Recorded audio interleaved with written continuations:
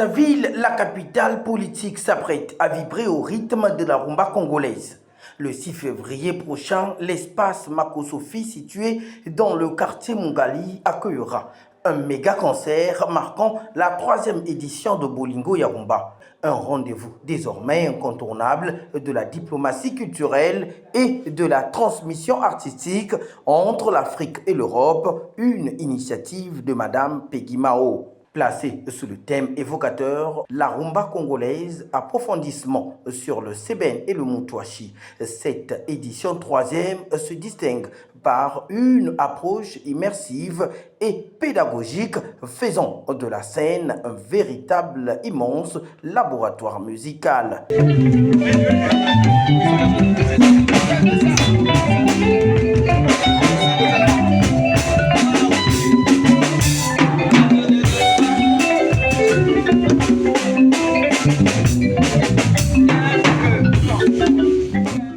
L'événement est organisé par l'agence Vicality sous la houlette de sa directrice et manager du projet, Madame Peggy Mao, en collaboration étroite avec l'artiste musicien congolais Johnson le philosophe, de son vrai nom Morin Jonathan Mobassi, promoteur de l'orchestre Nkolomoka, qui traduit une coopération artistique transcontinentale.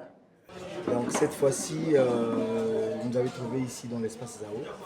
C'est-à-dire que c'est la philosophie de proximité. Donc Bolingo Arumba dans les quartiers.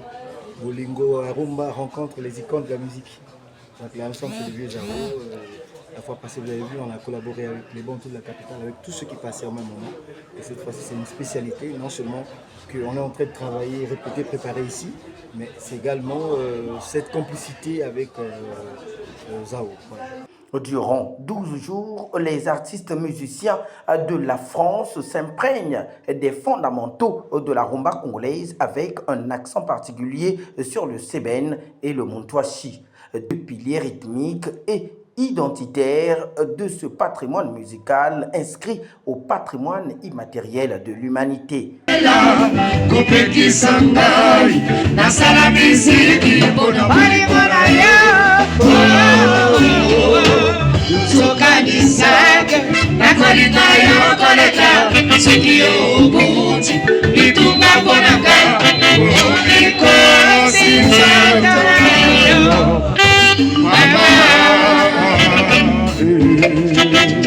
Cette formation est conduite sous le leadership maestral de Johnson, le philosophe, formateur principal depuis la première édition de Bolingo ya Rumba, reconnu pour sa rigueur artistique et sa capacité à transmettre l'essence de la rumba dans toute sa profondeur historique, technique et émotionnelle.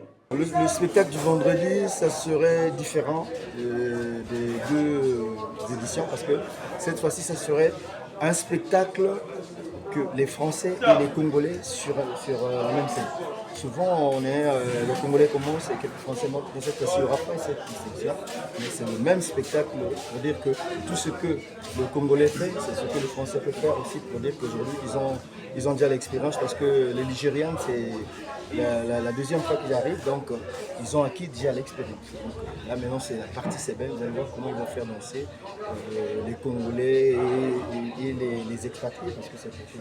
Chaque session, consigne pédagogique, stratégie de transmission du savoir et immersion pratique s'entrecroisent dans chaque secteur d'apprentissage, de l'instrumentation à l'expression corporelle. La rumba, un vecteur de valeur.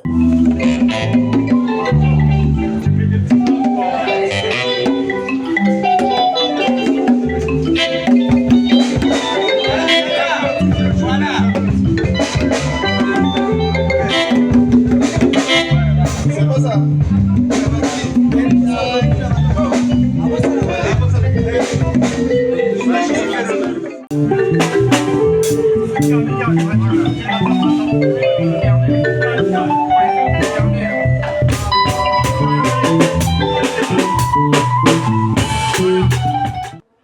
lier l'utile à l'agréable au cours d'une communication exceptionnelle avec les professionnels des médias, Madame Peggy Mao a lancé un appel fort aux partenaires culturels et aux amoureux de la rumba congolaise. Pour elle, Bolingo ya Rumba dépasse le simple cadre d'un concert.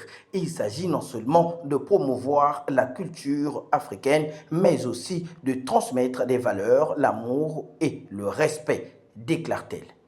La petite particularité, c'est qu'on a accentué cette troisième session sur le seben et le motohachi parce que c'est important aussi quand on apprend la rumba congolaise de connaître ses variantes et ses dérivés.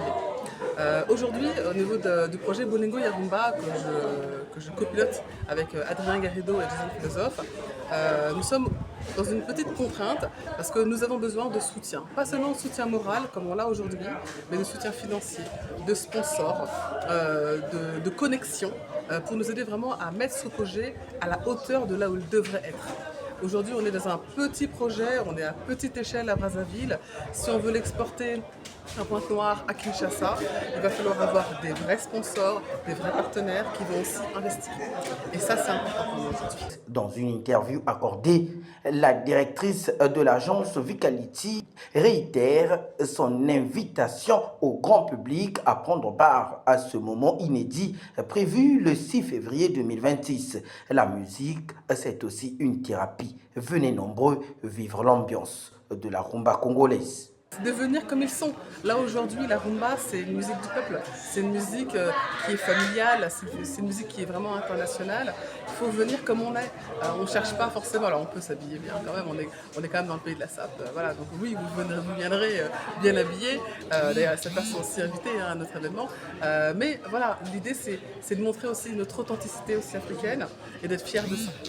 Et aujourd'hui, à Rond-Point Mungali, on est dans un quartier qui est très vivant, qui est très populaire et qui correspond vraiment à ce projet itinérant qu'on veut mettre en place de Bolingo ya Rumba. Faisant d'une pierre deux coups, les stagiaires français ont livré tour à tour leurs impressions, mettant en lumière un contexte d'échange interculturel riche et fécond.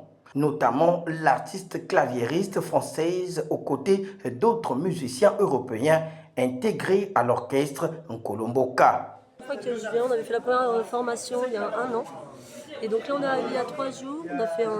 Hier, on est allé faire la partie un peu scientifique en allant voir un musée avec Jason qui explique toute l'histoire de la rumba.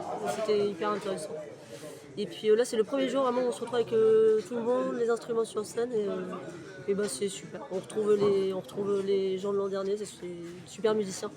Et du coup, ouais, bon, le premier jour, donc on a plein d'infos. Voilà. Et comme le Seven, c'est pas du tout les mêmes codes que.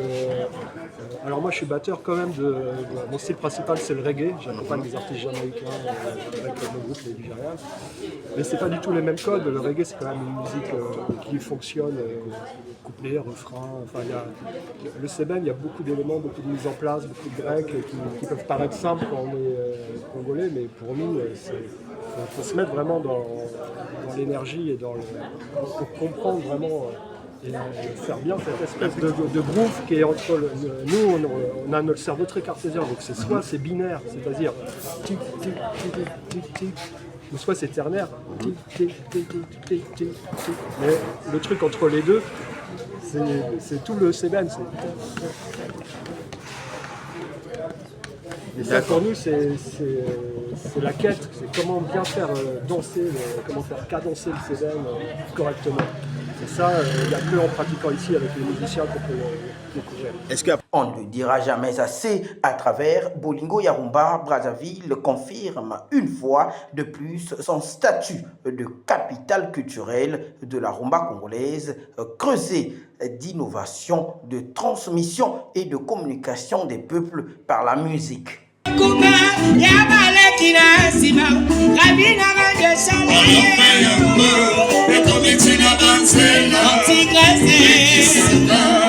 La sana fiziki kuna